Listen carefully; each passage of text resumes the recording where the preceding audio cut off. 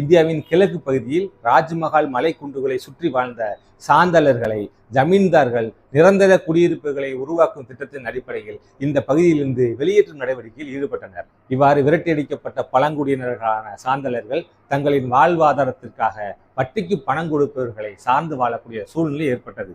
வாங்கிய கடனை செலுத்த முடியாததால் பணம் பறித்தல் மற்றும் கொலை மற்றும் கொள்ளை சம்பவங்களில் ஈடுபட ஆரம்பிச்சாங்க. 1854 இந்த சாந்தலர்கள் பீர் சிங் என்பவரின் தலைமையில சமூக கொள்ளை நடவடிக்கைகளில் ஈடுபட ஆரம்பிச்சாங்க. அதன் பிறகு 1855 ஆண்டு வாக்கில் சித்து மற்றும் கனு என்ற 2 சாந்தல சகோதரர்கள் இந்த கிளர்ச்சிக்கு தலைமையேற்று நாங்கள் நடத்த வேண்டும் என்று தேவ செய்தி எங்களுக்கு கிடைத்திருப்பதாக அறிவித்து இந்த கிளர்ச்சியில் ஈடுபட ஆரம்பிச்சாங்க. இந்த சித்து மற்றும் கனு என்ற 2 சாந்தல சகோதரர்கள் இந்த கிளர்ச்சிக்கு தலைமையேற்ற பிறகு ஆங்கிலேயருக்கு எதிராகவும் வட்டிக்கு பணம் கொடுப்பவருக்கு எதிராகவும் விஷம் தடவிய அம்புகளை எய்தும் கோடாரிகள் மற்றும் கத்திகளுடன் ராஜ்மஹால் மற்றும் பகல்பூர் என்ற இடங்களில் நடைபெற்ற ஆங்கிலேய ஆட்சிக்கு முடிவெட்டப் போவதாக பேரணி சென்றாங்க. அதன் பிறகு ஆங்கில அரசாங்கம் இந்த பிரச்சனையை முடிவு கட்டும் விதமாக சாந்தலர்கள் வாழ்ந்த இந்த பகுதிகளில் சாந்தல் பர்கானா மண்டலம் என்ற தனி மண்டலம் உருவாகும் வகையில் சட்டம் நிறைவேறி இந்த கிளர்ச்சி முடிவுக்கு கொண்டு வரப்பட்டுச்சு. சரிங்களா?